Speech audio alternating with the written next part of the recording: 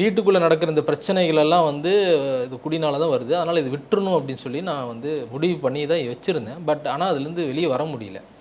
இப்போ கரெக்டாக எங்கள் அப்பாவும் சொல்லும்போது வந்து பார்த்தீங்கன்னா, சரி இனி இதுக்கப்புறம் நம்ம கரெக்டாக தான் வாழணும். அப்போ நானா வந்து ஒத்துக்கிட்டேன். ஆமாம் நான் குடிக்கிறேன். இதுலேருந்து வெளியே வரணும். நான் டி அடிக்ஷன் சென்டர் போய்க்கிறேன்னு சொல்லி எங்கள் அப்பாட்டையும் சொல்லி நான் போய் டி அடிக்ஷன் சென்டரில் கூட்டிகிட்டு போய் என்னை சேர்த்தாங்க.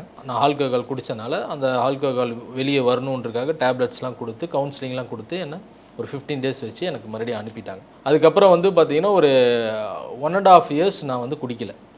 பட் ஃப்ரெண்ட்ஸோடு இருக்கிறேன். பட் என்னென்னா குடிக்கக்கூடாது. ஏன்னா நம்ம இந்த காந்தி ட்ரஸ்ட் போயிட்டு வந்தாச்சு. இனி நம்ம குடிக்கக்கூடாதுன்னு சொல்லி நான் இது பண்ணுறேன். அதுக்கப்புறம் வந்து பார்த்தீங்கன்னா நான் வந்து ஒரு இடம் எங்களுக்கு இருக்குது. அந்த இடத்த வந்து நம்ம வீடு கட்டலாம். வேலைக்கு போக ஆரம்பிச்சிட்டோம். ஓகே இப்போ கரெக்டாக ஆயிடுச்சு அப்படின்னு சொல்லிட்டு கடன் வாங்கி வீடு கட்ட ஆரம்பிக்கிறோம். அப்புறம் சொந்தமாக ஒரு கார் எடுக்கிறேன் நான்.